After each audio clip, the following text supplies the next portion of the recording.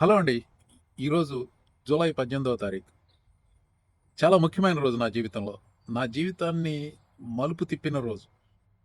ఈ రోజు సందర్భంగా మీతో కొంచెం మనసు విప్పి కొన్ని మాటలు చెప్పాలన్న ఉద్దేశంతో, నా కూరగాయల మడి సాక్షిగా మీతో 4 ముక్కలు పంచుకోవాలన్న ఉద్దేశంతో బయట కూర్చొని ఈ వీడియో చేస్తున్నాను. చాలా సార్లు చెప్పాను. సరిగ్గా 2 సంవత్సరాల క్రితం వీడియోలు పెడతాం మొదలుపెట్టాను. కేవలం రాజకీయ నేపథ్యం, అమెరికన్ పాలిటిక్స్ నేపథ్యంలోనే పెట్టాను. ఎక్కువ రోజులు చేయాలని అప్పుడు లేదు. కానీ ఎన్నికల తర్వాత కొన్ని కారణాల వల్ల మళ్ళీ చేశాను. నేను మొదలుపెట్టిన కారణం ట్రంప్ అధికారంలో రాకూడదు. అందుకు నా శాయశక్తులా నేనేం చేయగలను అది చేయాలన్న ఉద్దేశంతో మొదలుపెట్టాను. తర్వాత కొనసాగించిన కారణం ఏంటంటే, ఇది ఇంకా 4 సంవత్సరాల పాటు సాగుతుంది. డిస్ఇన్ఫర్మేషన్ అనేది విపరీతంగా ఉంటుంది. దాన్ని నాకు తోచిన విధంగా ఎదుర్కోవాలన్న ఉద్దేశంతో చేస్తున్నాను. ఇది ఏమైందంటే, ఇది ఒక యజ్ఞంలాగా మారింది ఈ ప్రాజెక్ట్ అనేది. దీనికి నేను పెట్టే సమయం ఇంత అంతా కాదు.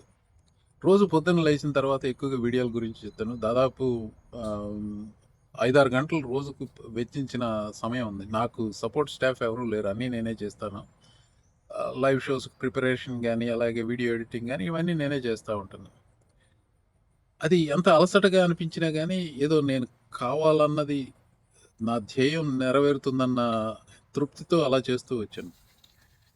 ఇప్పుడు డొనాల్డ్ ట్రంప్‌ని డీమానిక్ ఫోర్స్‌తో టక్కర్ కార్ల్సన్ పోల్చాడు. అంటే రాక్షస శక్తిగా పోల్చాడు. దట్ ఈస్ ట్రూ అండి. ఈవిల్ డజంట్ స్లీప్ అనేది ఒక నానుడి ఉంది ఇంగ్లీష్‌లో. అంటే దెయ్యాలు నిద్రపోవు, నువ్వు కూడా నిద్రపోకూడదని ఏదో ఒక సూక్తి. దాదాపు 4 దశాబ్దాలుగా నేను అమెరికాలో గమనిస్తున్న రాజకీయ నేపథ్యం ఏదైతే ఉందో, ఏ అధ్యక్షుడు ఉన్నప్పటికీ అంటే కొందరు అధ్యక్షుల్లో ఉన్నప్పుడు ఎక్కువ వార్తలొచ్చాయి. కొందరు అధ్యక్షులు అధికారంలో ఉన్నప్పుడు తక్కువ వార్తలొచ్చాయి. నేననేది ఏదో వార్తలు కాదు. అతి ముఖ్యమైన వార్తలు, మనం పట్టించుకోవాల్సిన వార్తలు అనేది. ఇప్పుడు డిస్ఇన్ఫర్మేషన్‌ని ఎదుర్కోవాలి అంటే అది వస్తున్నది ఉప్పెనలాగా. ఇలా ఉప్పెనలాగా మన మీదకు వచ్చే వార్తలని మనం ఎంతవరకు కవర్ చేయగలుగుతాం? ట్రంప్ ఒక రాక్షస శక్తి, దుష్ట శక్తి అయినప్పటికీ ట్రంప్ 1.0లో అతని ఇంపల్సెస్‌ని కంట్రోల్ చేయటానికి అతని చుట్టూ ఉన్న వాళ్ళు చాలామంది ప్రయత్నించారు. ఇప్పుడు అలాంటి వాళ్ళు ఎవరు లేరు. అంటే ట్రంప్ 2.0లో ట్రంప్ యొక్క దుష్ట శక్తి అతని చుట్టూ ఉన్న బలగం వల్ల ద్విగుణీకృతం అవుతోంది. అందుకనే రోజుకి 7 సంచలనాత్మకమైన వార్తలు, ఇప్పుడు గంటకి 7 సంచలనాత్మకమైన వార్తలు వస్తున్నాయి. ఒక ఉదాహరణ చెప్తాను. మొన్న గురువారం నాడు ట్రంప్ 2020 ఎన్నికలు దొంగిలించబడ్డాయి తన దగ్గర నుంచి అని చెప్పాడు. ఇక వదలడు, దాని గురించి వాగుతూనే ఉంటాడు కదా అని చెప్పి, దానికి సంబంధించి ఈ చర్యలు తీసుకుంటాం, ఆ చర్యలు తీసుకుంటాము అన్నాడు. అన్న వెంటనే అంటే ఒక పథకంతోనే చేస్తున్నాడు ఇది. ఇప్పుడు మనం అందరం కొంచెం ఆలోచించాల్సిన అవసరం ఉంది, భయపడాల్సిన అవసరం ఉంది. ఏదో చేయబోతున్నాడు రాబోయే ఎన్నికలని ఏలుబెట్టి కెలకడానికి. 2021లో జనవరి 6థ్ టైంలో చేసినది అలాంటిది ఏదో చేయబోతున్నాడు. అప్పుడు అటార్నీ జనరల్ ఎవరైతే ఉన్నారో అతనికి వత్తాసు ఇవ్వడానికి నిరాకరించి రిజైన్ చేసి వెళ్ళాడు. కానీ ఇప్పుడు తను ఎవరినైతే నియమించబోతున్నాడో అటార్నీ జనరల్ టాడ్ బ్లాన్షీ, అతను ట్రంప్‌కి కావాల్సిన వత్తాసు ఇస్తాడు అనటానికి సందేహం లేదు నాకు. అది నేననేది. అతని బలగం ద్విగుణీకృతం అంటే అప్పటి లేని సహాయం, సహకారాలు ఇప్పటి మంది మార్బలం అతనికి ఇస్తున్నారు. ఈ ఎన్నికలకు సంబంధించిన అతను చేసిన నేషన్ వైడ్ స్పీచ్ తర్వాత వెంటనే DHS secretary Mark Twain Mallan వచ్చేసి, ఇప్పుడు మాతో సహకరించిన స్టేట్ అధికారులని అరెస్ట్ చేస్తాము, వాళ్ళని ప్రాసిక్యూట్ చేస్తాము అంటున్నాడు. So they are up to something, ఏదో చేయబోతున్నారు. ఇక్కడ ప్రాబ్లం అదే, ట్రంప్ అతని బలగం వాళ్ళు చేస్తున్న అరాచకాలు కానీ, కరప్షన్ కానీ వీటన్నిటిని కవర్ చేయాలంటే ఎవరు వాళ్ళకి తోచిన విధంగా చేస్తారు. ఇక్కడ ఇంకొక ప్రాబ్లం ఏంటంటే, 30-40 సంవత్సరాల క్రితం న్యూస్ అంతా ఒక సైలోడ్గా వచ్చేది. 4-5 నెట్వర్క్స్ ద్వారా వచ్చేది. అప్పుడు ఫాక్స్ న్యూస్ వంటి దుష్ప్రచార సంస్థలు లేవు, తక్కువగా. ఏ న్యూస్ అవుట్లెట్ అయినా కానీ ఒక వార్త పెడితే అది నమ్మశక్యంగా ఉండేవి. ఆ వార్తా సంస్థలను ఫేక్ న్యూస్ అంటూ, అవన్నీ లిబరల్ సంస్థలు అంటూ ఫాక్స్ న్యూస్ ఒక స్లోగన్తో, ఫెయిర్ అండ్ బ్యాలెన్స్ అన్న స్లోగన్తో వచ్చేసి అక్కడ ఆ నీళ్ళలో విషాలేశారు. ఆ తర్వాత సోషల్ మీడియా మనందరికీ తెలిసిందే. ఎవరికి వాళ్ళు వాళ్ళ ఆలోచన విధానాన్ని ప్రతిబింబించే సోషల్ మీడియా అవుట్‌లెట్ గాని, న్యూస్ అవుట్‌లెట్ గాని వాళ్ళ దగ్గర నుంచి మాత్రమే న్యూస్ కన్జ్యూమ్ చేస్తున్నారు. సో, ఆ రకంగా ఆలోచిస్తే నా ఛానెల్ చూసేవాళ్ళు కూడా నా రకమైన ఆలోచన విధానం ఉన్నవాళ్ళే అనుకోవటంలో ఆహ్, తప్పు లేదు. Maybe that is what is happening. Maybe I am preaching to the coir. 2 ఏళ్ల క్రితం ట్రంప్ ఎక్కడ అధికారంలోకి వచ్చేస్తాడన్న భయంతో నాకు తోచినదేదో చేయాలన్న ఆతృతతో ఈ ఛానల్ పెట్టాను. అప్పుడు భయంతో మొదలుపెట్టాను. ఆ తర్వాత అతను అధ్యక్షుడయిన తర్వాత జరుగుతున్న వార్తలు చూస్తే నేను ఊహించిన దానికంటే కన్నా కష్టంగా తయారైంది. ఆ భయం ఆవేదన అయింది, ఆక్రోశం అయింది, ఆగ్రహం అయింది. సో, ఈటన్నిటి మేలి కలయికతో నేను వీడియోలు పెడుతూ వచ్చాను.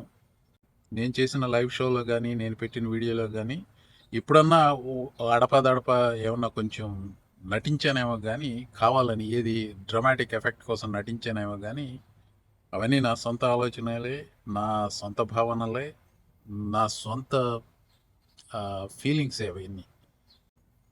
ఈ స్క్రోల్ అవుతున్న అంశాలు చూడండి నా ట్విట్టర్ అకౌంట్‌లో. ఇవన్నీ నేను బుక్ మార్క్ చేసుకున్న అంశాలు. ఇవన్నీ కవర్ చేయటానికి అంటే నా వీడియోల్లో కవర్ చేయటానికి ఇంపార్టెంట్ అనిపించిన అంశాలు నాకు. 24 గంటల్లో 100కు పైన ఉన్నాయి అంశాలు.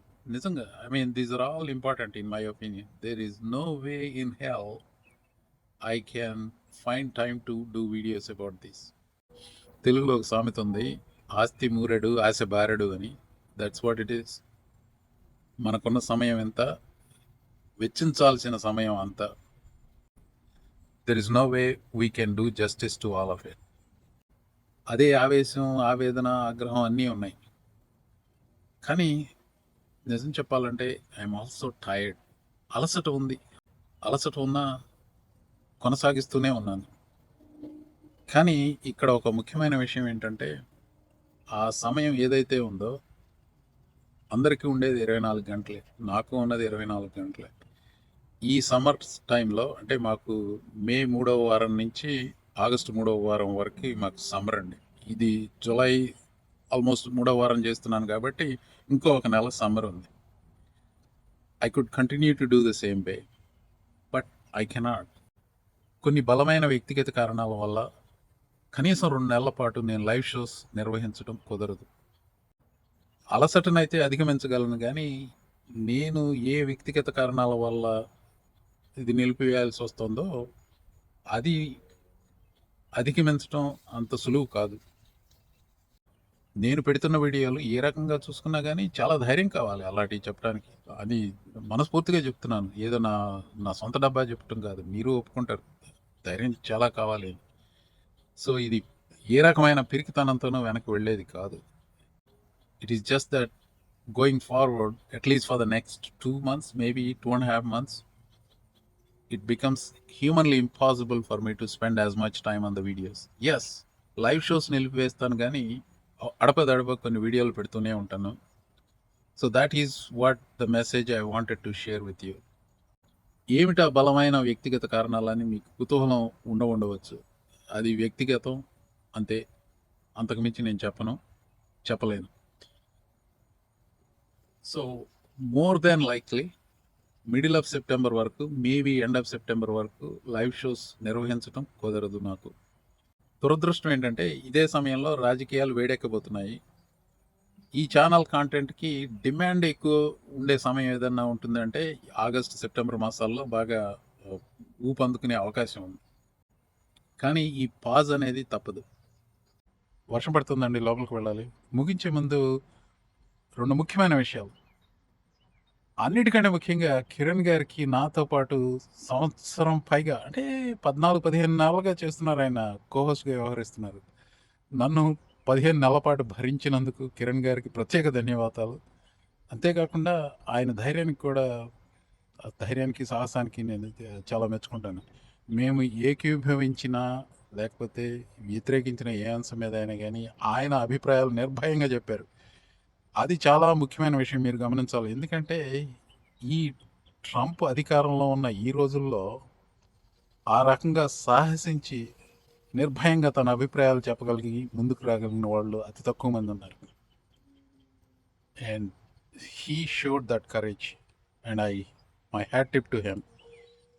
మళ్ళీ నేను ఈ లైవ్ షో హయాటస్ నుంచి వచ్చిన తర్వాత కూడా కిరణ్ గారు will continue as my co host. I hope he's, ఆయన అడగలేదు, నేను కావాలని ఆయన ఇరికించేస్తున్నాను. మరొకసారి గుర్తు చేసుకోండి, లైవ్ షోస్ మాత్రమే ఆపేస్తున్నాను, వీడియోస్ మాత్రం పెడుతూనే ఉంటాను. కాకపోతే ఫ్రీక్వెన్సీ తగ్గుతుంది, లెంగ్త్ కూడా తగ్గుతుంది, కవరేజ్ కూడా తగ్గుతుంది. ఒక్కటి గుర్తుపెట్టుకోండి, be brave and fight. Fight for yourself, fight for your family, and fight for your fellow human beings, fellow Desis, fellow citizens.